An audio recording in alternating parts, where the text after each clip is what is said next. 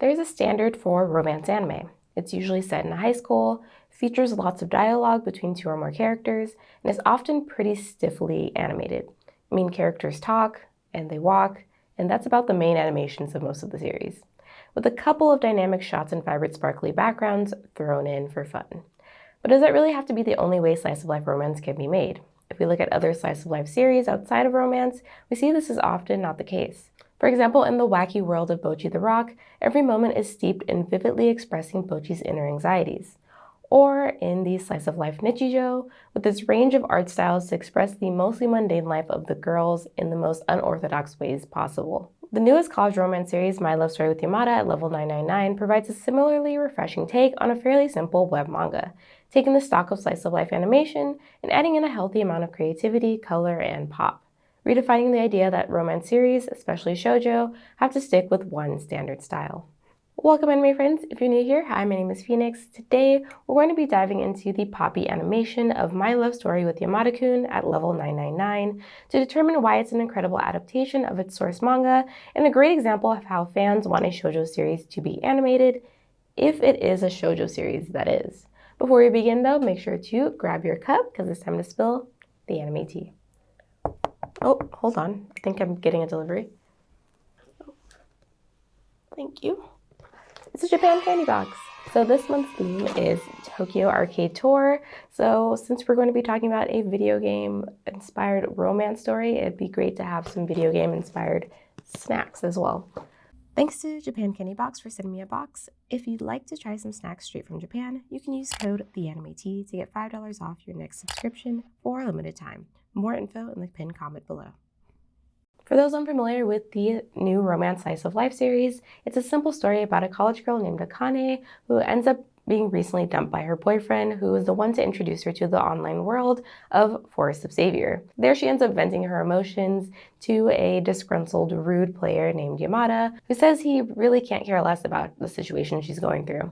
That is until the two stumble upon each other in real life, and this leads to some funny comedic interactions between the two, in-game and in person, that brings them closer together. The series features a fluttery but caring lead, Akane, and an extremely cool but often blunt romantic interest, Yamada, who excels at games but struggles with interpersonal relationships, yet somehow has the most unintentional riz out of any of the other romantic leads this season.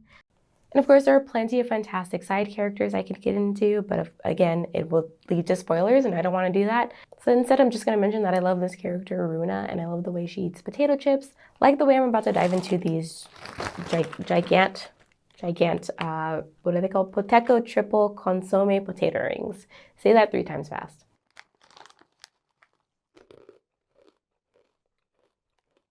Unintentional ASMR for some people, sorry.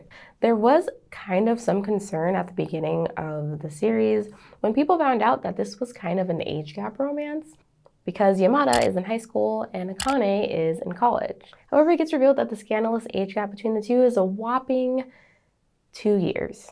That's pretty tame, actually. And since the characters are on the cusp of adulthood, I can make this next comparison to how the series is pretty similar to Wotakoi Love is Hard for Otaku.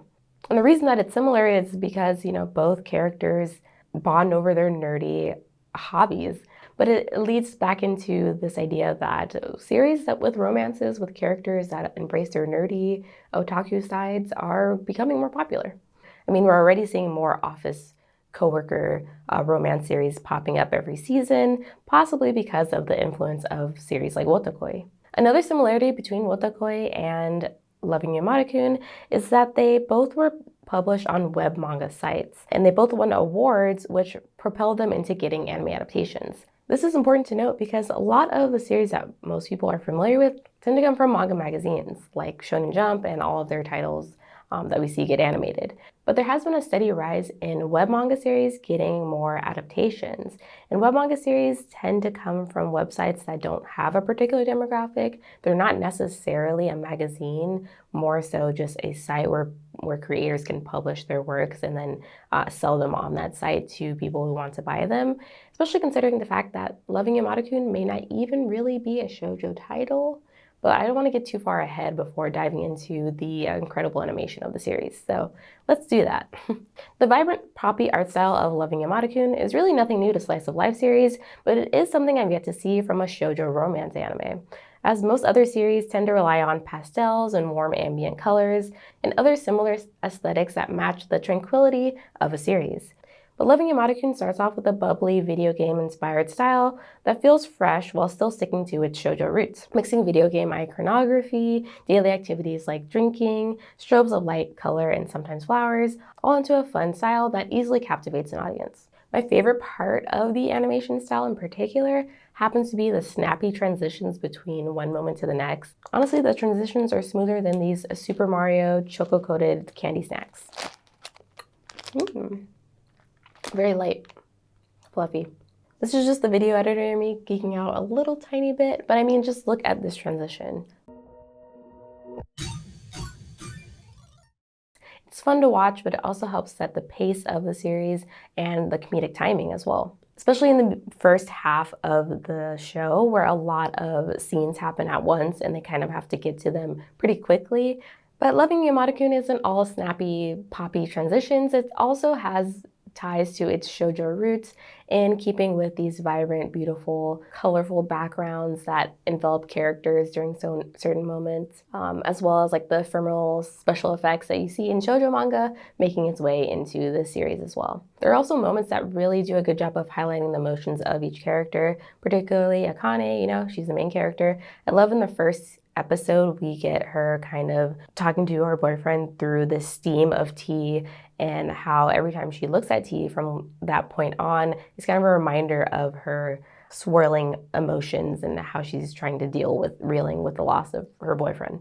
There's also some really cool layering effects that are used throughout the series with like line work of the characters' faces over certain moments that I really enjoy, and that really reminds me of shoujo manga, because if you've read shoujo manga, you've seen the art style where like the line work gets lighter and like there's no shading and all of these like techniques that help to really showcase how a character might be feeling in the moment without having to put it into dialogue or words. When shoujo adaptations are either very statically animated or literally seem thrown together at the last minute in comparison to the time and care made for massive other series, it can feel like there's no point in even asking for an adaptation of a beloved shoujo series, because there's a high possibility that it won't be handled with care.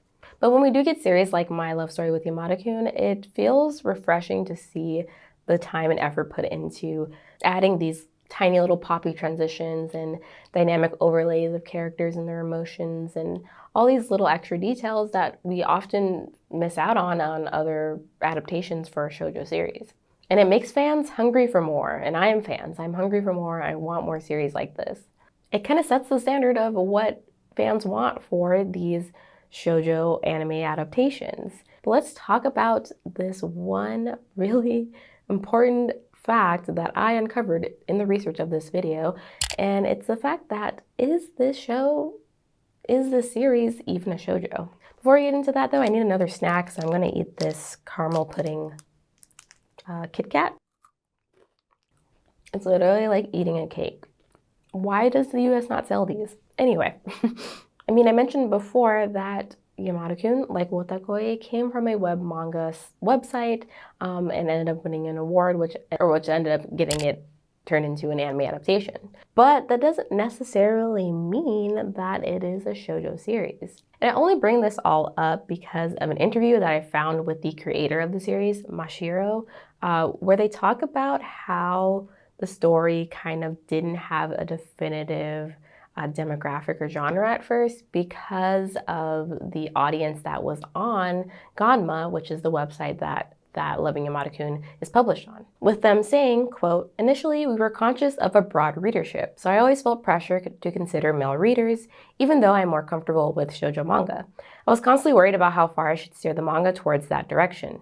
But around chapter 10, where the romance elements became stronger, Loving Yamada at level 999 entered the top 10 of the rankings, and female readers increased.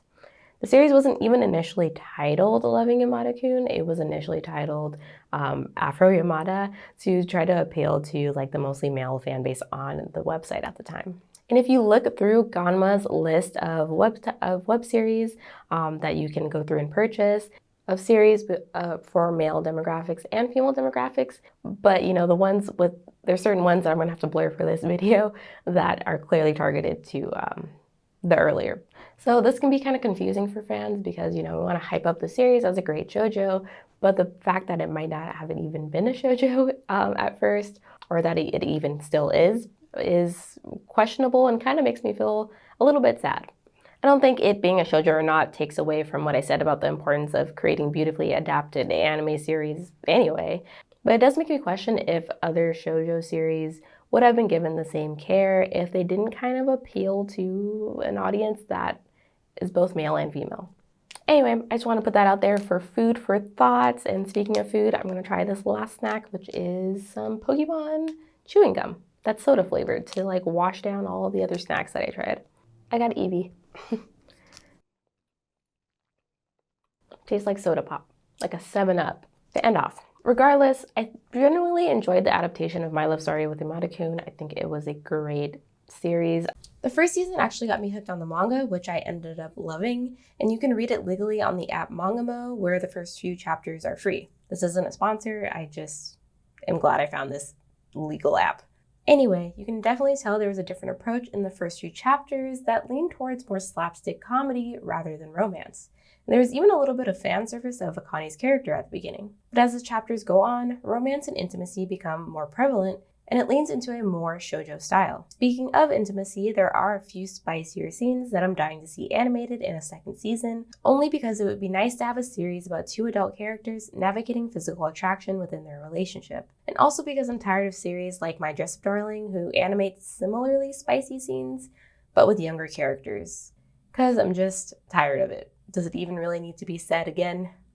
You know how I feel. The fact that we're going to get another season of My Dress Up Darling, but we may not get another season of Loving Imada-kun it's weird. You know, if they can animate all that stuff that's going on in My Dress Up Darling, they can animate some scenes from Loving Imada-kun too. I'm just saying. What are your thoughts on My Love Story with Imada-kun? Have you seen it? Will you watch it? Let me know. And if you have watched it, do you agree that Imada-kun has the most riz out of any other male lead romantic interest this season? And that Akane gets the most emotional maturity out of any other female lead this season? Let me know. For a taste of delicious Japanese snacks straight from Japan that you can enjoy while watching your favorite anime, order a Japan candy box using the code THEANIMETEA for $5 off for a limited time. Check out the pinned comment for more information. Thank you so much for watching. Check out more of my anime reviews in this playlist up here, or check out another video if that fancies your interest or gathers your interest. I don't know what I'm saying. Thank you so much for watching. I'll see you guys in the next video, and peace.